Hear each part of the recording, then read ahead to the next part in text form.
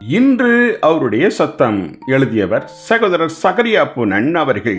நாள் மே 15. உபதேசம் அல்ல, பரிசுத்தமாகுதலின் விருப்பமே நம்மை மாற்றிடும். பரிசுத்தமாகுதலை குறித்த என்ன உபதேசத்தை நாம் பெற்றிருக்கிறோம் என்பது ஒரு பொருட்டே அல்ல.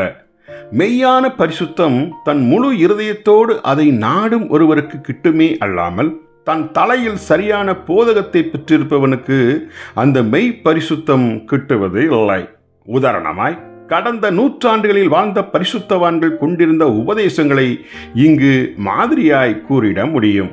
பல நூற்றாண்டுகளுக்கு முன் வாழ்ந்த ஜான் ஸ்பிளெச்சர் என்ற பரிசுத்தவான் கொண்டிருந்த பரிசுத்தமாகுதலின் உபதேசத்தின்படி தாங்கள் ஏற்கனவே முற்றிலும் பரிசுத்தமாக்கப்பட்டதாக விசுவாசிப்பதும், தங்களிடமுள்ள அறியாத பாவங்களையோ அவைகள் யாவும் தவறுகள்தான் என கூறுகிறவர்களாயும் இருந்தார்கள்.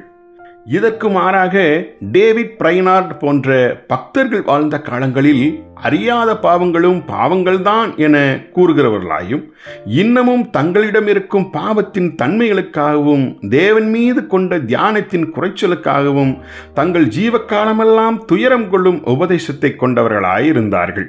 இந்த இரு குழுவினரும் தங்கள் ஜீவியத்தின் பரிசுத்தத்தை மதிப்பீடு செய்வதில் முற்றிலும் வேறுபட்டிருந்தாலும், தேவனுடைய பார்வையில் இந்த இரு குழுவினரின் பரிசுத்தமும் சமமாகவே காணப்பட்டது. பரிசுத்தமாகுதலின் உபதேசத்தை விளங்கிக் கொண்ட இவர்களின் வித்தியாசமான அணுகுமுறைகள் அவரவர் இருதயத்தின் பரிசுத்தத்தை அவரவர்களுக்குரிய வித்தியாசமான கோணத்தில் சீர்தூக்கி பார்க்கிறவர்களாகவே இருந்தார்கள். ஆகவே பரிசுத்தமாகுதலின் ரகசியம் கிரேக்க வார்த்தைகளின் அர்த்தத்தை விளங்கிக் கொள்வதாலோ அல்லது புதிய ஏற்பாட்டின் போதகங்களை சரியான அணுகுமுறையில் கற்றுக்கொண்டதாலோ வருவதில்லை.